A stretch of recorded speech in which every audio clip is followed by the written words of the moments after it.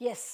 ఏంటి మీరు చూస్తున్నది? మీనాక్షికి స్పాట్ బగ్గుమన్న రాహులు. నిజంగానే మీనాక్షి నటరాజన్ పైన భారీ కుట్ర చేస్తున్నారా? నేను ఈ ముక్క మీకు చెప్తా. ఎందుకు అంటే ఎట్లా పోతాయి అంటే ఇక్కడ జరుగుతున్న ఏవైతే పార్టీకి సంబంధించిన డ్యామేజ్‌కి సంబంధించి ఆ డ్యామేజ్ కంట్రోల్‌ని ఏ విధంగా చేయాలన్న నేపథ్యంలో రాహుల్ దూతగా మీనాక్షిని పంపించారు తెలంగాణకి. ప్రతి ఏ విషయం గెలుక్కున్నా ఆ విషయంలో పెంట తప్ప ఇంకోటి లేదు.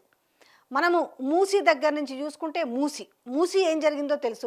మూసీ బ్యూటిఫికేషన్ అన్నారు, మూసీ పరిరక్షణ అన్నారు, మూసీ పరిశుద్ధత అన్నారు. మొత్తానికి రకరకాలుగా చెప్పారు. కొన్నాళ్ళు ఆ మూసీ పరివాహక ప్రాంతంలో లీగల్గా ఉన్న ఇండ్లను కూడా భయపెట్టారు. వాళ్ళందరూ రోడ్లపైకి వచ్చేసి వాళ్ళ ఆవేదన మామూలుగా వ్యక్తం చేయలేదు. మరి ఏమైందో ప్రస్తుతానికైతే అది కొంతకాలం అయితే బ్రేక్ పడింది.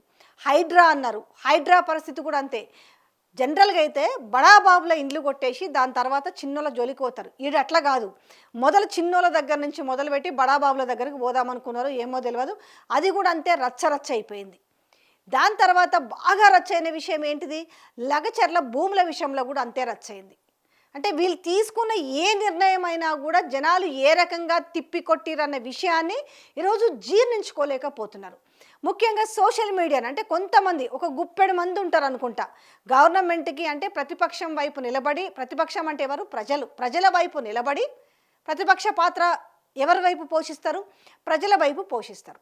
సో అలాంటి వాళ్ళ వైపు నిలబడి ప్రజల వైపు మాట్లాడుతున్న సోషల్ మీడియా వాళ్ళని ఏ రకంగా అష్టదిగ్బంధం చేయాలని చూస్తున్నారో ఈరోజు అదే ప్రాతిపదికన మీనాక్షి నటరాజన్ పైన కూడా వీళ్ళు కుట్ర పన్నుతున్నారు. రాహుల్ గాంధీ దూతగా వచ్చింది, కానీ ఇప్పుడు మనం ఏమనలేం కాబట్టి ఆమెని ఏదో రకంగా చేసేసి ఇప్పుడు ఇక్కడి నుంచి ఆమెని అంటే పంపించాలి, వీళ్ళకు కనుసన్నల్లో ఉన్నామని తెచ్చుకొని ఇప్పుడు పెట్టుకోవాలనేది వాళ్ళు చేస్తున్న ప్రయత్నం. మొన్న హెచ్యుకి సంబంధించి ఈ లొల్లంతా కూడా మీరు యావత్ తెలంగాణ ప్రజలే కాదు దేశవ్యాప్తంగా ఉన్న తెలుగు వాళ్ళందరూ కూడా చూసిరు. ఏ రకంగా అందరూ ఆ విషయంలో సపోర్ట్ వచ్చిరు. ప్రతి ఒక్కరు కూడా అడుగు కలిపిరు, మాట కలిపిరు, ఉద్యమించిరు. నిజంగా దెబ్బకి ఏమైంది? కొంచెం వెనక్కి తగ్గింది, వీళ్ళు తగ్గలేదు. సుప్రీంకోర్టు మొట్టికాయలు వేసిన తర్వాత ఏమయ్యా ఇది అనేసి సిఎస్కి బాగా మొట్టికాయలు వేసి అవసరమైతే జైల్లో వేస్తాము, తాత్కాలిక జైలు ఏర్పాటు చేసి అనేసి మొట్టికాయలు వేసిన తర్వాత ఇంకా లోపట ఉన్న బండ్లు లోపటనే ఉన్నాయి, బుల్డోజర్లు అవన్నీ కూడా. సరే ఇంత డ్యామేజ్ అయిందనేసి ఈ డ్యామేజ్ కంట్రోల్ చేయడానికి మీనాక్షి తెరపైకి వచ్చింది. ఈ తెరపైకి వచ్చిన తర్వాత ఆమె అందరితోటి సివిక్ సొసైటీతో కావచ్చు, లేకపోతే విద్యార్థులతో కావచ్చు, మేధావులతో కావచ్చు, పౌర సమాజంతో కావచ్చు, అందరితో కలిసి భేటీ నిర్వహించింది. భేటీ నిర్వహించిన తర్వాత ఏం తేల్చిందయ్యామంటే మీరు ఈ విధంగా బిహేవ్ చేయడం సరి అయినది కాదు. ప్రజలపైకి, సామాన్య ప్రజలపైకి ఎట్లయితే మీరు పోలీసులను పంపి నిరంకుశంగా మీరు ఎట్లయితే వ్యవహరిస్తున్నారో విద్యార్థుల మీద కూడా అట్లనే చేస్తే ఎట్లా? వాళ్ళు చదువుకునే పిల్లలు కదా, వాళ్ళ స్వార్థం కోసం కాదు కదా పోరాటం చేసింది. సో వాళ్ళు ఆ భూమిని కాపాడుకోవడం కోసము, పర్యావరణాన్ని కాపాడుకోవడం కోసం, అందులో ఉన్న వన్య ప్రాణులు కాపాడుకోవడం కోసం కదా చేసింది. మీరు చేసే పనిని కొంచెం ఆలోచించి వాళ్ళతో కూర్చొని డిస్కస్ చేసి ఏది బాగుంటుంది ఏది బాగుంటుంది అనేసి మీరు డిసైడ్ చేస్తే బాగుండేదనేసి ఆమె టోటల్గా సమీక్ష చేసిన తర్వాత వీళ్ళకి వచ్చి చెప్పింది ఆమె. దాన్ని ఎట్లా జీర్ణించుకుంటారు? ఒకవైపు బయటోళ్ళే మనల్ని ఎత్తి పొడుస్తున్నారు, అంటే ఇది తప్పు అనేసి మనకు రాహుల్ గాంధీ దూతగా వచ్చిన ఆమె కూడా అంటే ఆఫ్టర్ ఆల్ ఈమెంది ఇట్లా మాట్లాడు, నాకేంది క్లాసులు వేయకూడదు అన్న నేపథ్యంలో ఏమైందనంటే తెల్లారి అంటే ఒక మనిషిని నెగటివ్గా చేయడానికి వీళ్ళ ప్రీ ప్లాన్స్ ఎట్లుంటాయో అర్థమైంది కదా. ఈరోజు వీళ్ళు కొన్ని అటు ఇంగ్లీష్ కావచ్చు, ఇటు తెలుగు కావచ్చు, కొన్ని అనంగు పత్రికలలో ఈరోజు మీనాక్షి పైన వండి వార్చిన వార్తల్ని చూడొచ్చు. రాహుల్ గాంధీ దూతగా ఏఐసిసి వ్యవహారాల ఇన్ఛార్జికి వచ్చిన ఈమె పైన ఈరోజు పత్రికలలో, తెలంగాణ పత్రికలలో వార్తలు వండి వార్చిరంటే అర్థమైంది. దీని వెనుక ఎవరు రాపిచ్చిరు? ఈమె అట్లెట్లా జోక్యం చేసుకుంటుంది? ఈమె షాడో సీఎం అంటే మీరంతా డ్యామేజ్ చేస్తారు. పోనీ పార్టీకి డ్యామేజ్ జరిగితే తెలంగాణ ప్రజలకు వచ్చిన నష్టం లేదు, కానీ ఇలా ఎవరు ఇబ్బంది పడుతున్నారయ్యా అంటే ఇక్కడ ఇతను తీసుకున్న నిర్ణయం వల్ల తెలంగాణ ప్రజలు ఆగమవుతున్నారు. అన్ని వర్గాల ప్రజలు ఏదైతే బుల్డోజర్లదు మనం వ్యతిరేకిస్తున్నామో, బుల్డోజర్ల రాజ్యం వద్దనేసి బీజేపీని వ్యతిరేకిస్తున్న నేపథ్యంలో మనం ఇట్లా రాత్రికి 100 బుల్డోజర్లు పెట్టేసి అక్కడ ఉన్న 400 ఎకరాల భూమిని ధ్వంసం చేయడు దేనికి? ఫేక్ వీడియోస్ గురించి మాట్లాడుతున్నారు, ఏఐ వీడియోస్ గురించి కూడా. ఈరోజు దాన్ని సాకుగా పెట్టుకొని ఈరోజు కేసులు పెడుతున్న వైనము, నిన్న నోటీసులు ఇచ్చిన వైనం చూస్తున్నాం. కేసులు పెడతారా? ఎన్ని అట్లంటే ఈరోజు కాంగ్రెస్ సోషల్ మీడియా, నేను కాంగ్రెస్ మొత్తం అనను కానీ ఈరోజు సీఎంకి సంబంధించిన సోషల్ మీడియాలో ఎన్ని ఎన్ని ఇమేజీలు, ఎన్ని వీడియోలు మార్ఫింగ్ చేసి వేస్తున్నారు. దానికి ఎన్ని కేసులు కావాలి, ఎన్ని శిక్షలు పడాలి? అంటే రాజ్యం ఎవరిది ఉంటే వాళ్ళదే నడుస్తుందని చెప్పడానికా ఇక్కడ? సోషల్ మీడియాలో ఎక్స్లో చూస్తుంటే బూతులు, అంటే ఒక వ్యక్తి గురించి గాడు అది ఇది ఎంత నీచంగా, అంటే అటు మాజీ ముఖ్యమంత్రి కావచ్చు, మాజీ మంత్రులను కావచ్చు, నోటికి వచ్చిన చందంగా బూతులు మాట్లాడుతుంటే అవి మాత్రం లెక్కలోకి రావు. కానీ ఈరోజు వీళ్ళ గురించి అంటే ఇంకొకటి ఏంటి తెలుసా, కొత్తగా తెరపైకి తీసుకొచ్చారు. సోషల్ మీడియాలో ఇక నుంచి రేవంత్ రెడ్డి ఫోటో ఎక్కడ కనిపించినా కూడా యూట్యూబ్లో వాళ్ళకి స్ట్రైక్స్ పడతాయట. ఇంకా వీడియోనే లేపిస్తారు. ఆ సిస్టమ్ని కూడా తెచ్చుకున్నారు. జనరల్గా ఏమైందంటే అది ఎవరివి, ఆల్రెడీ వీళ్ళు ప్రజాప్రతినిధులు, వీళ్ళకి సంబంధించిన వార్తలకు వీళ్ళ ఫోటోలు వాడకపోతే ఎవరు ఫోటోలు వాడతారు? అయితే కొత్తగా ఏం నేర్చుకున్నారనంటే ఇంకా యూట్యూబ్స్కి స్ట్రైక్ కొడతారు. ఇప్పుడు సపోజు తెలంగాణ ముఖ్యమంత్రి రేవంత్ రెడ్డి గురించి వార్త పాజిటివ్గా వస్తే ఆ వార్త ఉంటుంది, నెగటివ్గా వస్తే ఏం చేస్తారంటే స్ట్రైక్స్ కొట్టేస్తారు. ఆల్రెడీ ఇప్పుడు షురూ చేసిండ్రు. ఆల్రెడీ ఏం చేసిర్రు, ఒక టీంని అంతా పెట్టుకొని మొత్తానికి భారీగా దించే టీము. ఈరోజు ఎంతసేపు ఉన్నా బీఆర్ఎస్కి భయంకరమైన సోషల్ మీడియా ఉందని మాట్లాడుతారు కదా. అసలు భయంకరమైన సోషల్ మీడియా ఎవరికి ఉంది అంటే వీళ్ళకే ఉంది. కూర్చొని ఎవరైతే వీడియోలు జనాలకు పనికొచ్చే వీడియోలు చేయాలి, సమస్యలను వెలికి తీయాలి, నిజాలని చెప్పాలనే విషయాల్లో ఒక్క వీడియో చేస్తే వేల రిపోర్ట్స్ కొడుతున్నారు. వీడియో ఇక్కడి నుంచి వచ్చిందంటే అక్కడి నుంచి రిపోర్ట్ కొడుతున్నారు. వేల మంది పనిచేస్తున్నారు, ఇవాళ వేల మంది పనిచేస్తున్నారు. కానీ దాన్ని తీసుకొచ్చి ఎదుటోడు మీదకి రుద్దుతున్నారు అన్నట్టు. పచ్చకామర్లోడికి లోకమంతా పచ్చ కనపడుతుంది అంటారు కదా. ఈరోజు ఏందనంటే సోషల్ మీడియాని అష్టదిగ్బంధనం చేసే ప్రయత్నం చేస్తున్నారు. అంటే వాళ్ళ వ్యక్తిగత విషయాలు ఏవైతే ఉంటాయో వాటిని సాకుగా పెట్టుకొని వ్యవస్థనే కుప్పగూల్చే విధంగా ప్రయత్నం చేస్తున్నారు. ఎందుకంటే ఎవరైతే రేవంత్ రెడ్డికి వ్యతిరేకంగా అదే వాళ్ళ భ్రమలో ఉన్నారు, అది వ్యతిరేక వార్తలు కాదు, అరే మన తీసుకున్న నిర్ణయాలు కరెక్టా కాదా అన్న విషయాన్ని ప్రజలకు చెప్పే ప్రయత్నం చేస్తున్నారు అన్న దాన్ని వాళ్ళు జీర్ణించుకోలేకపోతున్నారు. అరే వాళ్ళ మీనాక్షి నటరాజన్, వాళ్ళ ఏఐసిసి రాహుల్ గాంధీ దూతగా వచ్చిన ఆమెనే జీర్ణించుకోలేక వాళ్ళు ఇలా వార్తలు వండి వార్పిచ్చిర్రు అని అంటే ఇక వాళ్ళకి బయటోళ్ళు పెద్ద లెక్కనా?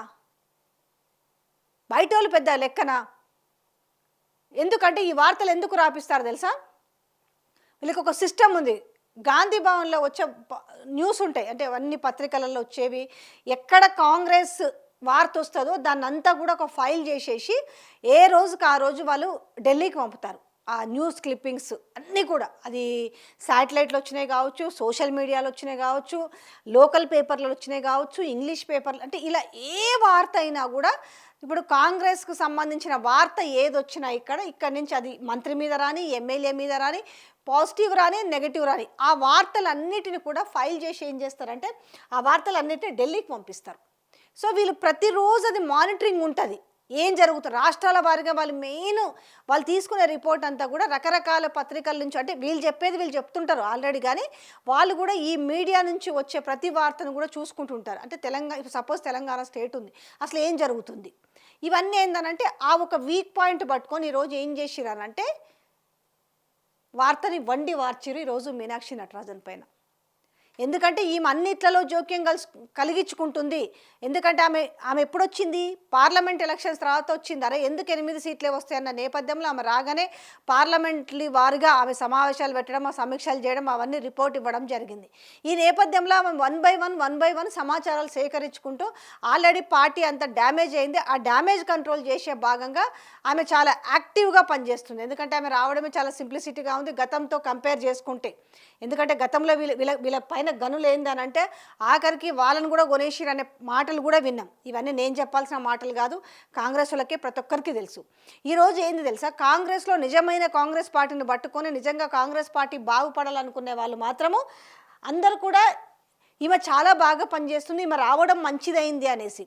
కానీ కొంతమందికి ఎవరికి మింగురు పడతలేదు అని అంటే ఎవరైతే నాన్ కాంగ్రెస్ నిన్న వచ్చిన వాళ్ళు ఎవరైతే ఉంటారో నాన్ కాంగ్రెస్ అనుకున్న వాళ్ళకి మాత్రం ఈమెంది అన్నిట్లో తలదూరుస్తుంది, అసలు ఈమె ఎవరు అనే కాడికి వచ్చింది అన్నట్టు. ఆమె ఎవరు అనే కాడికి వాళ్ళకే తెలుసు. ఎందుకంటే ఏమీ లేకపోతే ఈమెకి ఎంత చెక్ పెట్టాలని చూసినా, ఎంత కుట్ర పన్నాలని చూసినా కూడా ఇక్కడి నుంచి ఆమెకి ఫుల్ పవర్స్ ఇచ్చి పంపించింది ఎవరు? రాహుల్ గాంధీ. ఎందుకంటే ఉన్నదే 3 రాష్ట్రాలలోనే ఉంది ఈరోజు కాంగ్రెస్ పార్టీ అధికారంలో ఉన్నది కూడా. ఇది కాస్త దాటిపోతే పరిస్థితి చాలా దారుణంగా ఉంటుంది కాబట్టి సో ఇక్కడ వీళ్ళు ఎవరినైనా ఎట్లయినా కొనగలుగుతారు కాబట్టి. ఎందుకంటే పీసీసీ పదవి కొనుక్కున్నారనేసి వాళ్ళే చెప్పుకున్నారు. అంటే ఎంత గనులని అంటే వీళ్ళు 50 కోట్లు ఇచ్చి పీసీసీ పదవి కొనుక్కున్నారనే మాటనే మనము ఎవరు ఆ రోజు కోమటిరెడ్డి వెంకటరెడ్డి అన్నారు, ఆ రోజు రాజగోపాల్ రెడ్డి అన్నాడు. ఇట్లా ఆ పీసీసీ పదవి పైన ఎంత హాట్ టాపిక్ జరిగిందో చూసినాం. దాని తర్వాత మీనాక్షి నటరాజన్ ముందుకు ఎవరుండే దీపాదాస్ మున్షి ఉంటే పదవుల కోసము వీళ్ళు డబ్బులు ఇచ్చిర్రు అనేది. ఎందుకంటే మనం గతంలో ఒక కాన్స్టిట్యున్సీకి సంబంధించిన పార్లమెంటు నియోజకవర్గమైన ఆ టికెట్ కోసము ఆమెకు డబ్బులు ఇచ్చిరన్న వార్తని చూసినాం. ఇవన్నీ బయటోడెవడో కొత్తగా వచ్చి చెప్పాల్సింది ఏమీ లేదు. వాళ్ళలో వాళ్ళే మాట్లాడుకుంటారు. వచ్చి ప్రెస్ ముందర బాహాటంగా, ఇదేదో పెద్ద గుసగుసలు కాదు, లేదంటే సీక్రెట్ కూడా కాదు, వాళ్ళలో వాళ్ళే బాహాటంగా మాట్లాడుకుంటారు. సో ఈ విషయాలన్నీ అక్కడ తెలుసు కాబట్టి రాహుల్ గాంధీ ఏం చేసిందంటే వాటన్నిటికీ విరుద్ధంగా ఉన్న మనిషిని తీసుకెళ్ళి పెట్టాలి, పంపించాలని చేసి ఇక్కడ ఆమెని అకామిడేట్ చేస్తే ఇక్కడ ఇప్పుడు ఏం చేస్తున్నారంటే ఈమె అన్నిట్లలో జోక్యం చేసుకుంటుంది. ఇది మనకు రేపు కష్టతరమైన పరిస్థితి. ఎందుకు హెచ్యూ విషయంలో, భూముల విషయంలో మేము అంటే ఒక్కొక్కరు ఒక్కొక్క రకంగా మాట్లాడుతుంటారు కదా. ఒక ఆయనేమో అదేంది దాంట్లో ఏం విచిత్రం అంటే ఈడంగా వీళ్ళు మాట్లాడుతుంటారు, నిజాలు ఆడంగా బయటకు వస్తుంటాయి. ఒక ఎంపీనేమో హెచ్యూని లేపేస్తారు, అక్కడి నుంచి ఉండదు, తీసుకుపోయి 100 ఎకరాలు కేటాయించి ఫ్యూచర్ సిటీలో పెడతామంటారు. ఇక ఇప్పుడున్న పీసీసీ ప్రెసిడెంట్ అంటారు కదా, ఆయన ఎందుకు మాట్లాడో తెలియదు, అట్లా కాదని ఇంకొక ఆయన అంటాడు. అసలు హెచ్యూలో ఏమీ లేవు, ఓన్లీ ఏఐ ద్వారా మాత్రమే చిత్రీకరించబడినవి అనేసి ఎంత ఘోరమైన అబద్ధాలంటే ఇక్కడ తట్టుకోలేకపోతున్నారు నిజాలని. అంటే రేపు ఎట్లనంటే నిజాలు చెప్పేటోడు భయపడాలి, వాడిని ఆ విధంగా భయాన్ని క్రియేట్ చేయాలి. అంటే నిజాలు చెప్పే వాళ్ళు ఎవరైతున్నారో వాళ్ళ నోర్లని భయపెట్టి మూపించాలి. అందుకే కదా నిన్న ప్రెస్ మీట్ పెట్టిన పీసీసీ ప్రెసిడెంట్ ఏ ఒక్కరిని వదిలిపెట్టాము అనేసి. మరి ఈ లెక్కన ఈరోజు రేవంత్ రెడ్డి అనే సైన్యం పేరుతో ఈరోజు కోకొల్లలుగా ఎన్ని వీడియోలు వస్తాయి తెలుసా, మార్ఫింగ్ వీడియోలు వస్తుంటాయి. వాటి మీద మరి ఎవరు చర్య తీసుకుంటారు? ఈవెన్ దో ఆడోల ఫోటోలు తీసేసి ఇంకో దానికి అతికించి మీరు పెడతారే, మరి దాని మీద ఏమనాలి? అంటే ఇక్కడ నిజమైన ఏ వీడియో బయటకు వచ్చినా దాన్ని ఏఐ కింద జమేసిరు. మీ దాంట్లో ఉన్న మీకొచ్చిన ఏఐసిసి ఇన్ఛార్జ్ ఎవరైతే ఉన్నారో మీరు ఆమెనే ఈరోజు బర్బాద్ చేసే ప్రయత్నం చేస్తున్నారు. ఇది మేము కొత్తగా చెప్పాల్సిందో లేకపోతే మేమేదో భయంకరంగా వెలికి తీసిందేముంది?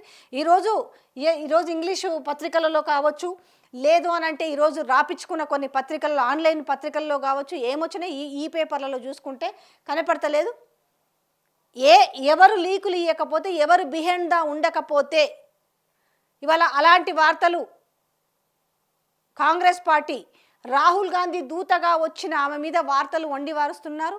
అంటే ఇక్కడ ఏమవుతుంది అనంటే ఇక్కడ రేవంత్ రెడ్డికి చెక్ పెట్టాలనే ప్రయత్నం జరుగుతుందన్న నేపథ్యంలో ఈరోజు వార్తలు వండుతున్నారు.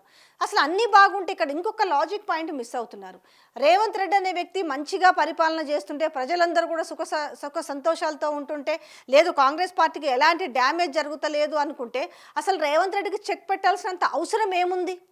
రెండోది, అన్నీ బాగుంటే రేవంత్ రెడ్డి మీద అంటే ఆయన ముఖ్యమంత్రి స్థానంలో ఉన్నాడు కాబట్టి ఇవాళ సోషల్ మీడియాలో కావచ్చు ఇంకొక రోజు ఆయన వార్తను ఎందుకు ప్రచారం చేస్తాము? ఆ ప్లేస్లో ఇంకొకరు ఉంటే వాళ్ళ మీద వస్తుండే ఆ వార్త. ఈరోజు ముఖ్యమంత్రి స్థానం గురించి మాట్లాడతారు కదా, ఆయన తీసుకున్న నిర్ణయాలు కరెక్టా కాదా, ఆయన తీసుకోవాల్సిన నిర్ణయాల విషయంలో జరుగుతున్న చర్చలు తప్పితే ఇక్కడ వ్యక్తిగత విషయాలకు సంబంధించి ఎవరు మాట్లాడుతున్నారు? వాళ్ళకు వాళ్ళే మాట్లాడుకుంటారు. ఎదుటోళ్ళ సంసారాల గురించి, ఎదుటోళ్ళ వ్యక్తిగత జీవితాల గురించి, ఎదుటోళ్ళ సంబంధాలు అంటగట్టే విషయంలో వాళ్ళకంత సమయం ఉంది. కానీ మిగతా వాళ్ళు కేవలం పాలసీస్ పరంగానే మాట్లాడుతున్నారు. ఇవాళ ఇచ్చిన 6 గ్యారంటీలు కావచ్చు, 420 హామీల గురించి మాట్లాడుతున్నారు. కానీ ఇంకొక విషయాల అవసరం ఏముంది? కానీ వీళ్ళు మాత్రం ఏం చేస్తారు అనంటే నేను ఎన్నిసార్లు మళ్ళీ నేను నొక్కి ఒక్కాడించి ఎందుకు చెప్తున్నా అంటే మీరు మీ పార్టీలో ఏసీ దూతగా వచ్చిన ఆమె మీదనే మీరు ఓర్చుకోలేక ఈరోజు కుట్రవన్నీ మీరు ఈరోజు వార్తలు రాపిస్తున్న వండి వారుస్తున్న నేపథ్యంలో ఇక మిగతా సోషల్ మీడియా వాళ్ళు మీ కళ్ళకి ఇంకెంత ఎంత చిన్నగా కనబడతారు. అంటే ఇవాళ సోషల్ మీడియా కూడా 2 విభాగాలుగా విడిపోయింది. ఎందుకు అనంటే ప్రభుత్వానికి మద్దతు పలికే సోషల్ మీడియా, ప్రజలకు మద్దతు పలికే సోషల్ మీడియా. ఇవాళ ఎవరి సంఖ్య ఎక్కువగా ఉంది అనంటే ఎక్కడ మీకు భయపడో లేకపోతే లాలుచిపడో లేకపోతే ఇంకేదో తెలియదు, కానీ ప్రభుత్వంతో పెట్టుకుంటే మాకెందుకని భయపడిన వాళ్ళ సంఖ్య కావచ్చు. ఈరోజు ఆ సోషల్ మీడియానే చాలా ఉంది. ఈరోజు ప్రజల వైపు నిలబడ్డ సంఖ్య గింతమంది కూడా లేరు. కానీ ఆ గింతమంది వార్తలను కూడా ఈరోజు జీర్ణించుకోలేని పరిస్థితి కనిపిస్తుంది. వీళ్ళందరి మీద ఏం చేయాలంటే ఒక పార్టీ వైపు ముద్ర వేసి వాళ్ళని నిలబెట్టాలి. అయినా ప్రజల వైపు ప్రజలకు నిజాలు చెప్తే అది తప్పెట్లవుతుంది? కానీ మీరు జీర్ణించుకోలేరు. ఏ సోషల్ మీడియానైతే అడ్డు పెట్టుకొని ఈరోజు అధికారంలోకి వచ్చిరో అదే సోషల్ మీడియా నిజాలని చెప్తుంటే మీరు తట్టుకోలేక రకరకాల ప్లాన్స్ వేస్తున్నారు. అంటే ఇక నుంచి కేసులు పెట్టాలి అనుకుంటే, జైళ్ళకు పంపించాలంటే వాళ్ళకు ఒక సింపతి కూడా రావద్దు. ఇంచుమించుగా ఎట్లా తెలుసా, సమాజం చీత్కరించే విధంగా ప్లాన్లు వేస్తున్నారు. ఆఫీసుల మీదకి దాడి ఎట్లా చేయాలి, ఎట్లా గుంజుకపోవాలి అంటే కోడిగుడ్డు మీద ఈకలు వీక్తున్న పరిస్థితి కనిపిస్తుంది. ఇలా ప్రజలకు సంబంధించిన పాలన గాలి కొదిలేసి టోటల్గా ఏం చేస్తున్నారు అంటే ఎవరైతే పాపం ఆమె కూడా ఇవాళ నిజాలని ఇది నిజము ఇది అబద్ధము అని ఒక తేల్చి చెప్పే ప్రయత్నంలో ఈరోజు విద్యార్థులు ఆ భూమి హెచ్యూకే ఉండాలి, వాళ్ళ మీద ఉన్న కేసులు ఎత్తివేయండి, దీనివల్ల దేశ రాజకీయాలపై ప్రభావం పడుతుంది. ఈరోజు ఇప్పటికే ఇది కాస్త నేషనల్ మీడియాకు వాకి ఈరోజు నేషనల్ మీడియాలో ఉన్న ఎవరైతే సోషల్ మీడియా ఇన్ఫ్లుయెన్సర్స్ ఉన్నారో వాళ్ళను కూడా ఈరోజు వాళ్ళపైన కూడా కేసులు పెట్టారు. కాబట్టి ఇది మంచి పద్ధతి కాదు. ఇవాళ తెలంగాణ రాజకీయం ఏ రకంగా ఉంది, తెలంగాణ ప్రభుత్వం ఏ విధంగా బిహేవ్ చేస్తున్న విషయం ఈరోజు దేశవ్యాప్తంగా పాకింది. కాబట్టి ఇది మంచిది కాదు, ఇది మంచి పరిణామం కాదు అనేసి ఆమె సర్ది చెప్పి ఈ నిర్ణయాలను మీరు వెనక్కి తీసుకోండి, ఏదైనా చేయాలంటే కూర్చొని వాళ్ళకు టైం ఇచ్చి వాళ్ళ ఒపీనియన్స్ తెలుసుకొని చేయండి అనేసి ఆమె ఒక సలహా ఇచ్చింది. సో ఆ సలహాని వీళ్ళు స్వీకరించే పనిలో లేరు. మరి ఈ మీనాక్షి నటరాజన్ ఇలాగే ఉంటుందా, రేపు ఆమె మారుతుందా, మరి హైకమాండ్ నుంచి ఆమెకి ఏమన్నా అంటే నాకు తెలిసి అయితే ఇక్కడ జరుగుతున్న డ్యామేజ్ కంట్రోల్ కోసమే మనం పంపించారు. కానీ ఇక్కడ ఉన్న గనులు కదా, మహానుభావులు కదా, ఆమెను కూడా మార్చే ప్రయత్నం చేస్తారా? ఇవాళ ఎక్కడ కూడా వాళ్ళకి ఎక్కడ పాజిటివిటీ కనిపించట్లేదు. ఆఖరికి ఎట్లా ఉందనంటే అంటే నాకు దక్కంది వేరే వాళ్ళకు దక్కుడేందనే చర్యగా జరుగుతున్న కుట్ర కనిపిస్తుంది ఇప్పుడు. నేను 400 ఎకరాల భూమిని నేను డెవలప్మెంట్ చేసి నేను ఐటీ సెక్టార్కి ఇద్దామని చూస్తే వీళ్ళు మోకాళ్ళు అడ్డు పెడతారా అనేసి. అంటే ఇప్పుడు ఏం చేసిరు, మొత్తం కూడా తెలంగాణ ప్రజల నుంచి ఒక వ్యతిరేకత, విద్యార్థి లోకమే కాదు అన్ని వర్గాల వాళ్ళు ఈరోజు రెస్పాండ్ అయ్యి ఆ భూమి హెచ్యూకే ఉండాలి అనేసి ఎవరైతే చెప్తున్నారో దాన్ని జీర్ణించుకోలేకపోతున్నారు. దీనిలో భాగంగా సైమల్టేనియస్గా సోషల్ మీడియా మీద పడ్డారు.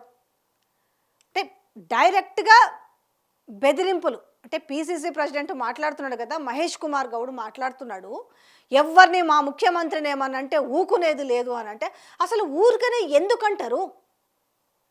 అసలు ముఖ్యమంత్రిని అంటే వ్యక్తిగతంగా రేవంత్ రెడ్డి అనే పేరు వేరే అవసరం ఏంది? ఆయన ముఖ్యమంత్రి స్థానంలో ఉన్నాడు కాబట్టి కదా ప్రశ్నిస్తున్నది. ఇది కాదు ఇదని చెప్పినాము.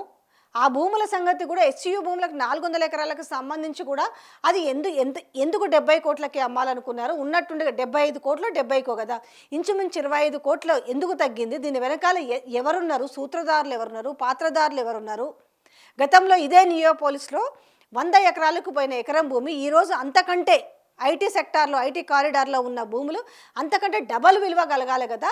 కానీ ఎందుకు ఆల్మోస్ట్ ఇంకొక 10,000 కోట్లకు తక్కువగా ఈ భూములు ఎందుకు పోతున్నాయి? దీని వెనుక ఎవరున్నారు? స్కామ్ ఎవరున్నారు?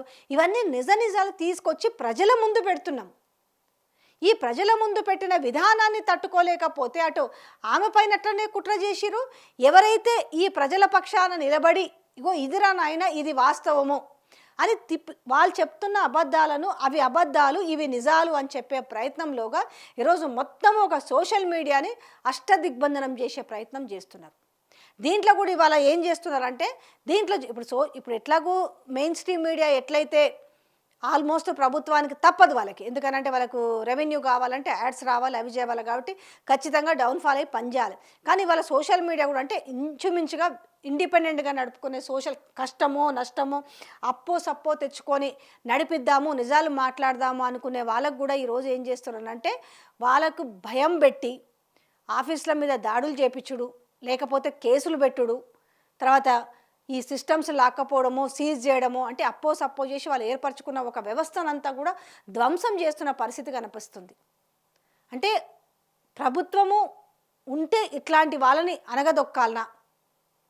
సో తెలంగాణ ప్రజలు కూడా ఒక్కసారి గమనించరు ఎంత అధ్వానంగా ఉంది, ఎంత విధ్వంసకరమైన పరిస్థితులలో ఇవాళ ఉన్నాము అనేసి. అంటే ఒక నియంత పాలనలో ఎట్లయితే బిక్కుబిక్కుమనుకుంటూ బతుకుతారో ఆ రకంగా ఉంది ఇవాళ పరిస్థితి. ఇంకొక విషయం ఏంటంటే ఈ మీనాక్షి నటరాజన్ విషయంలో ఈమె వల్ల ప్రభుత్వానికే చెడ్డ పేరు వస్తుందనేసి ఇవాళ బీజేపీ నాయకులు కూడా మరి మాట్లాడుతున్నారు. మరి ఆ లాజిక్ ఏందన్నది కూడా ప్రజలకే తెలవాలి. ఇవాళ ఈమె రావడం వల్ల మంచి జరిగింది, ఈమె రావడం వల్ల పరిస్థితులు కొంచెం కంట్రోల్ అయినాయి, పార్టీలో జరగబోతున్న కొంత డ్యామేజ్ కంట్రోల్ కూడా ఆగిందని చెప్తున్న నేపథ్యంలో ఇవాళ మరి పక్క పార్టీ వాళ్ళు ఇక్కడ సపోర్ట్ చేయడం అనేది మరి అది ఏంటనేది అర్థం కావట్లేదు. వాళ్ళు కూడా మీనాక్షిని టార్గెట్ చేయడం అనేది మరి ఎందుకంటే వాళ్ళ పార్టీకి సంబంధించిన అది అంతర్గత వ్యవహారము. కానీ తిన జోక్యం ఏంది, ఈమె ఒక షాడో సీఎం లాగా బిహేవ్ చేస్తుంది అనేది. ఇక్కడ ఏది జరిగినా కూడా ఎందుకంటే ఇది రాష్ట్ర పార్టీ కాదు, ఒక జాతీయ పార్టీ. ఈ జాతీయ పార్టీలో ఏ నిర్ణయాలు తీసుకోవాలన్నా చీమ చెట్టుకు మనాలన్నా కూడా అది హైకమాండ్ నుంచి ఆ గ్రీన్ సిగ్నల్ తోటే జరుగుతుంది. ఇలాంటి నేపథ్యంలో ఏమీ తెలవకుండానే రాహుల్ గాంధీ ఇక్కడికి మనం పంపించిండా. ఎందుకంటే దీపాదాస్ మున్షి మీద ఎలాంటి ఆరోపణలు వచ్చినాయో అందరికీ తెలిసిన విషయమే. ఏకంగా పీసీసీ పదవిని ఎట్లయితే కొనుక్కున్నాడో చాలా పదవులు ఆమె దగ్గర నుంచి కొనుక్కున్నారనేసి వాళ్ళ ఆ కాంగ్రెస్ పార్టీలో ఉన్నోళ్ళే ప్రెస్ మీట్లు పెట్టి చెప్పిన పరిస్థితి చూసినాం. ఇట్లాంటి నేపథ్యంలో ఈమె చాలా సిన్సియర్గా ఉంది, ఆమె చాలా సిన్సియర్గా చాలా సింపుల్ పర్సన్ కూడా. ఆమె ఇప్పటికీ కూడా ఏదో ట్రైన్లలో జర్నీ చేస్తుంది, అంతా చూసిరు ఈరోజు. అందుకనే మీనాక్షి నటరాజన్ గురించి ఏ వార్త చెప్పినా కూడా చాలా ఆసక్తిగా గమనిస్తున్నారు. ఎందుకంటే స్టార్టింగ్లోనే చూసిరు, ఆమె సింప్లిసిటీని చూసిరు. అరే ఇక్కడ తెలంగాణలో కాంగ్రెస్ పార్టీ ప్రభుత్వం ఉంది కాబట్టి తెలంగాణ ప్రజల సమస్యలను కూడా ఆమె అర్థం చేసుకుంటుంది అన్న నేపథ్యంతో తెలంగాణ ప్రజలు అవగాహన ఉన్నంత మేరకు ఆమె గురించి చాలా పాజిటివ్గా ఆలోచించారు. అయితే ఈ పాజిటివ్ అంశం తెలంగాణలో ఉన్న ఇలా ముఖ్యమంత్రి రేవంత్ రెడ్డికి రాని పాజిటివిటీ ఈరోజు మీనాక్షి నటరాజన్కి వచ్చింది. ఈ నేపథ్యంలో డైజెస్ట్ అవ్వక ఏం చేస్తున్నారంటే ఎక్కడుందంటే ఎవరికి వారు గోతులు తవ్వుకుంటున్న పరిస్థితి. నా సీటు పోతుందేమన్న భయము కావచ్చు, లేకపోతే నా మీద నెగిటివ్ ఫీడ్ ఎక్కడ ఇస్తుందన్న భయంతో కావచ్చు. ఈరోజు అందరూ ఈమె కోసం కుట్ర పన్నుతున్నారంటే అందరూ కాదు, అందరూ కొందరు మాత్రం ఉన్నారు. ఆ కొందరు చాలు కదా డ్యామేజ్ చేయడానికి. ఇవాళ పరిస్థితులను చక్కదిద్దుదామనుకున్న మనిషి వైపు ఇలా వార్తలు రాపిస్తున్నారంటే వీళ్ళు ఎలాంటి వ్యక్తినైనా బ్లేమ్ చేయడానికి వెనక ఆడరు అనడానికి ఇదే పెద్ద ఉదాహరణ అని చెప్పొచ్చు. ఇవాళ కాంగ్రెస్ పార్టీకి సంబంధించిన విషయము, ప్రభుత్వం అధికారంలో ఉంది, కాంగ్రెస్ పార్టీ ఉంది. ఇది అలాంటిది రోజు పత్రికల వార్తను రాయగలిగినాయి అనంటే కొన్ని పత్రికలు వెనకాల ఎవరో ఉండే ఆ సూత్రధారి చెబితే తప్ప అలాంటి వార్తలు రావు. ఇలాంటి వార్తలు రావాలంటే ఏంది, వెనక ఖచ్చితంగా ఒక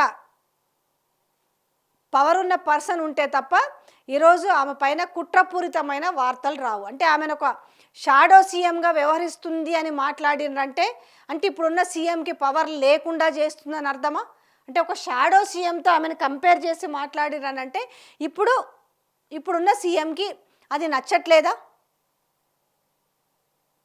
సో ఎట్లున్నా కూడా తెలంగాణ రాజకీయం అయితే విచిత్రంగా ఉంది. ఏది కాంగ్రెస్ పార్టీ రాజకీయం అయితే చాలా విచిత్రంగా ఉంది. ఎవరికి వారు పొసగదు, ఎవరికి వారు ఏం స్టేట్మెంట్ ఇస్తారో తెలియదు. కానీ ఒక్కటే ఓవరాల్గా పట్టుకుంది, అవన్నీ ఏఐ వీడియోలే అని వీళ్ళు చెప్పిన మాటల్ని ఈరోజు మొత్తం తిప్పి కొడుతున్నారు, ఏఐ కాదు అనేసి. సో ఇవాళ ఆ మాట ఆమె కూడా చెప్పింది. ఒకవేళ కొన్ని ఉండొచ్చు, ఆ కొన్ని కూడా ఎందుకు వచ్చినాయి అనేది కూడా ఆమె క్వశ్చన్ చేసింది. అంటే మీరు తీసుకున్న ఆమె వర్షన్లు, ఆమె మొన్న మాట్లాడిన పాయింట్స్ ఉన్నాయి కదా, ఒకవేళ కొన్ని ఫేక్ ఉండొచ్చు కూడా, ఉంటే అవి ఎవరి వల్ల వచ్చినాయి అని కూడా అడిగింది. అంటే మీరు తీసుకున్న నిర్ణయం సక్కంగా ఉంటే, అంటే ఆపాలి, అది ఎలాగన్నా ఆపాలన్న ఉద్దేశంతో ఒకటో రెండో చేసి ఉంటారేమో అని మాట్లాడిందంటే ఆమె అక్కడ పరిస్థితిని గమనించింది కదా, పోయి చూసింది కదా. ఇవి నిజమే. ఆఖరికి వీళ్ళు ఇంత చదువుకున్న మేధావులు, ఆల్రెడీ గతంలో మంచి మంచి క్యాబినెట్ హోదాలు చూసిన వాళ్ళు, అనుభవించిన వాళ్ళు కూడా, దాంట్లో క్యాంపస్లో చదువుకున్న, యూనివర్సిటీలో చదువుకున్న వాళ్ళు కూడా సుప్రీంకోర్టునే వీళ్ళు రాంగ్ ట్రాక్ పట్టించిరు అనేసి మాట్లాడగలిగిరానంటే ఇప్పుడు వీళ్ళు ఎట్లా, దేనికి ఎవరికి గౌరవిస్తున్నారో కూడా అర్థం కావట్లేదు. ఈరోజు వాళ్ళు పట్టుకున్నది ఒకటే, మేం పట్టుకున్న కుందేలుకు మూడే కాళ్ళన్న చందంగా, అది ఏదైనా కానిచ్చు. వీళ్ళ దాంట్లో ఇప్పుడు యూనివర్సిటీలో వండి వారుస్తున్న మాటలు ఏందనంటే అది ఏఐ వీడియో, ఏఐ ఇంతకు మించి ఇంకొకటి కనిపించట్లేదు. పొద్దున్న లేస్తే ఈ గత 10 రోజుల నుంచి ఆ ఏఐ అని అడ్డం పెట్టుకొని ఈరోజు ప్రజల కోసం మాట్లాడుతున్న ఇద్దరు ముగ్గురు తప్ప పెద్దగా లేరు. ఒక్కొక్కరిని వాళ్ళు కేసులు పెట్టేసి, వాళ్ళని బెదిరించి, భయానకం సృష్టించి వాళ్ళ నోర్లు మూపించే ప్రయత్నం చేస్తున్నారు.